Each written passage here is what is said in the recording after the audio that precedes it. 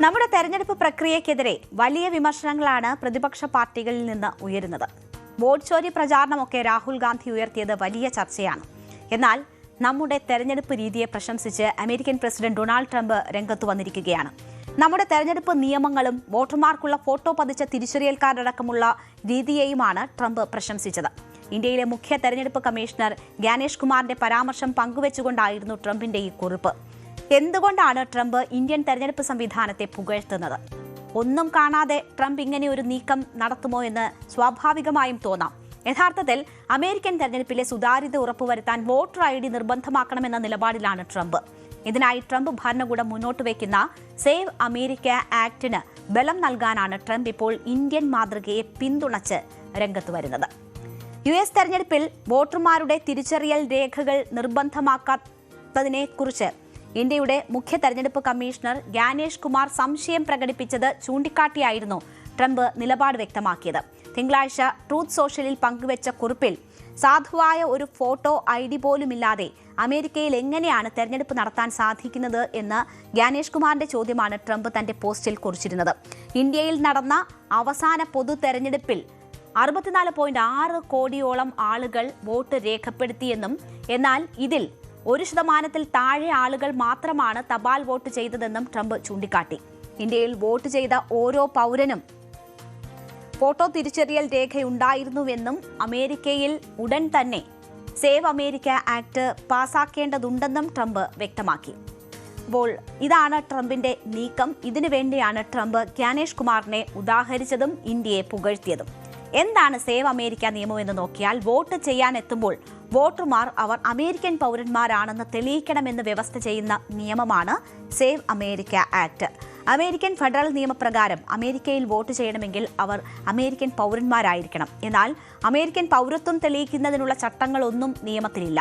ഈ സാഹചര്യത്തിലാണ് തെരഞ്ഞെടുപ്പ് ക്രമക്കേടുകൾ തടയുന്നതിനായി സേവ് അമേരിക്ക വോട്ടർ എലിജിബിലിറ്റി നിയമം നടപ്പാക്കണമെന്ന് ട്രംപ് നിരന്തരം ആവശ്യപ്പെടുന്നത്. വോട്ടർ രജിസ്ട്രേഷന് പൗരത്വ തെളിവ് നിർബന്ധമാക്കുക, രാജ്യവ്യാപക വോട്ടർ ID നിർബന്ധമാക്കുക, തപാൽ വോട്ടിന് നിയന്ത്രണങ്ങൾ ഏർപ്പെടുത്തുക എന്നിവയാണ് ഈ ബില്ലിലെ പ്രധാന നിർദ്ദേശങ്ങൾ. പുത്തൻ നിയമം നിർദ്ദേശിക്കുന്നതനുസരിച്ച് അമേരിക്കൻ പൗരത്വമുണ്ട് എന്നതിന്റെ ഭൗതിക രേഖയായ പാസ്പോർട്ടോ ജനന സർട്ടിഫിക്കറ്റോ ഹാജരാക്കിയാൽ മാത്രമേ തെരഞ്ഞെടുപ്പിൽ വോട്ടറായി രജിസ്റ്റർ ചെയ്യാനാകൂ. ഇത്തരത്തിൽ രജിസ്ട്രേഷൻ ലഭിച്ചാൽ മാത്രമാണ് വോട്ടവകാശം ഉണ്ടാവുക. പേര് മാറ്റിയാൽ വോട്ടർമാർ അവരുടെ തിരിച്ചറിയൽ പൗരത്വ രേഖകൾ പരിശോധനയ്ക്ക് വിധേയമാക്കണം. സ്ത്രീകൾ വിവാഹത്തിന് ശേഷം പേര് മാറ്റുമ്പോഴും മറ്റുമാണ് ഇത് വേണ്ടിവരിക. പൗരത്വ രേഖകളില്ലാതെ വോട്ടർ പട്ടികയിൽ പേര് ചേർക്കുന്നവരെ കാത്ത് പിഴ പോലുള്ള ശിക്ഷകളും ഉണ്ടാകും. അമേരിക്കയിലെ ചില സംസ്ഥാനങ്ങളിൽ ഇതിനകം തന്നെ സാധുതയുള്ള തിരിച്ചറിയൽ കാർഡ് ഹാജരാക്കി മാത്രമേ വോട്ട് ചെയ്യാൻ കഴിയുകയുള്ളൂ. എന്നാൽ പുത്തൻ നിയമപ്രകാരം ഏകീകൃത മാനദണ്ഡമുള്ള രേഖയാണ് വ്യവസ്ഥ ചെയ്യുന്നത്. എന്നാൽ ഇന്ത്യയിലെ പൊതു തെരഞ്ഞെടുപ്പ് പ്രക്രിയ തെരഞ്ഞെടുപ്പ് കമ്മീഷനിൽ കേന്ദ്രീകൃതമാണ്. വോട്ടർ തെരഞ്ഞെടുപ്പ് തിരിച്ചറിയൽ കാർഡിനൊപ്പം അംഗീകൃത ഫോട്ടോ തിരിച്ചറിയൽ കാർഡ് ഉപയോഗിച്ചും ഇവിടെ വോട്ട് രേഖപ്പെടുത്താം. എന്നാൽ അമേരിക്കയിലാകട്ടെ ഓരോ സംസ്ഥാനത്തിനും തെരഞ്ഞെടുപ്പ് പ്രക്രിയ വ്യത്യസ്തമാണ്.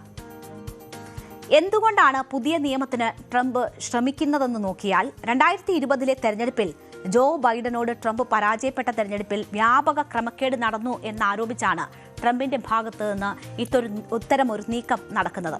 2021 ജനുവരി 6 ട്രംപ് അനുകൂലികളായ ഒരു കൂട്ടം ആളുകൾ വാഷിംഗ്ടണിലെ US ക്യാപിറ്റോളിലേക്ക് ഇരച്ചുകയറി ബൈഡന്റെ തെരഞ്ഞെടുപ്പ് വിജയം അംഗീകരിക്കുന്ന പാർലമെന്റ് നടപടി തടസ്സപ്പെടുത്താൻ ശ്രമിക്കുകയും ചെയ്തിരുന്നു. ഇന്ത്യക്കാർ പോളിംഗ് ബൂത്തിലെത്തിയാണ് വോട്ട് രേഖപ്പെടുത്താറ്. എന്നാൽ അമേരിക്കയിൽ മെയിൽ വഴിയുള്ള വോട്ടിംഗ് ആണ് വ്യാപകമായി നടക്കുന്നത്. അത് ക്രമക്കേടിനിടയാക്കുന്നു എന്നതാണ് ട്രംപ് പറയുന്നത്. ഇന്ത്യയിൽ നടന്ന അവസാന പൊതു തെരഞ്ഞെടുപ്പിൽ 64.6 കോടി ആളുകൾ വോട്ട് രേഖപ്പെടുത്തിയെന്നും എന്നാൽ ഇതിൽ 1% താഴെ ആളുകൾ മാത്രമാണ് തപാൽ വോട്ട് ചെയ്തതെന്നും ട്രംപ് ചൂണ്ടിക്കാട്ടിയത് ഈ സാഹചര്യത്തിലാണ്. അമേരിക്കയിലെ സ്റ്റേറ്റ് യുണൈറ്റഡ് ഡെമോക്രസി കേന്ദ്രത്തിന്റെ കണക്കുകൾ പ്രകാരം 2024 തെരഞ്ഞെടുപ്പിൽ ഗ്രാമീണ വോട്ടുകളിൽ 4/1, നഗരസഭ വോട്ടുകളിൽ 3/1 മെയിൽ വഴിയാണ് രേഖപ്പെടുത്തിയിരിക്കുന്നത്. എല്ലാ തലങ്ങളിലുമുള്ള ജനങ്ങൾ മെയിൽ വോട്ടിംഗ് സംവിധാനം ഉപയോഗപ്പെടുത്തുന്നു എന്നതാണ് ഈ കണക്ക് കാണിക്കുന്നത്. തെരഞ്ഞെടുപ്പ് പ്രക്രിയ കുറച്ചുകൂടി സംരക്ഷിക്കപ്പെടേണ്ടതുണ്ടെന്നാണ് റിപ്പബ്ലിക്കന്മാരുടെ വാദം. പൗരന്മാർ അല്ലാത്തവർ വോട്ട് ചെയ്യുന്നത് തടയേണ്ടതുണ്ടെന്നും അവർ പറയുന്നു. എന്നാൽ ട്രംപ് വിജയിച്ച 2024 തെരഞ്ഞെടുപ്പിലും തെരഞ്ഞെടുപ്പ് ക്രമക്കേടുകൾ നടന്നു എന്നത് ഒരു വസ്തുതയാണ്. വ്യാപക പരാതി ഇതുമായി ബന്ധപ്പെട്ട് ഉയരുകയും ചെയ്തിട്ടുണ്ട്. അമേരിക്കൻ തെരഞ്ഞെടുപ്പിൽ പൗരന്മാരല്ലാത്തവർ വോട്ട് ചെയ്യുന്നുണ്ടെന്ന് തെളിയിക്കാനായിട്ടില്ല എന്നതാണ് പക്ഷേ വിമർശകർ ഉന്നയിക്കുന്ന പ്രധാനപ്പെട്ട വാദം. വോട്ടുകൾ സംരക്ഷിക്കാനല്ല ഈ നിയമം കൊണ്ടുവരുന്നത് എന്ന് അവർ ആരോപിക്കുന്നു. തെരഞ്ഞെടുപ്പ് മോഷ്ടിക്കാനാണ് ട്രംപ് ഈ നീക്കം നടത്തുന്നത് എന്നതാണ് ഡെമോക്രാറ്റുകൾ ആരോപിക്കുന്നത്. നിയമം വോട്ടർമാരെ അടിച്ചമർത്താനുള്ളതാണ്. ഇത് ലക്ഷക്കണക്കിന് അമേരിക്കൻ പൗരന്മാരെ അന്യവൽക്കരിക്കുമെന്ന ആക്ഷേപവും ഉയരുന്നുണ്ട്. മെയിൽ, ഓൺലൈൻ വോട്ടിംഗ് സൗകര്യങ്ങൾ ഇല്ലാതാകുമെന്ന ആശങ്കയും ജനങ്ങളുടെ ഭാഗത്തു നിന്ന് ഉയരുന്നുണ്ട്. രാഷ്ട്രീയ പാർട്ടികളും ആ ആശങ്ക ഏറ്റെടുക്കുന്നു. ജനന സർട്ടിഫിക്കറ്റോ പാസ്പോർട്ടോ മാത്രമാണ് പൗരത്വത്തിനുള്ള തെളിവ്.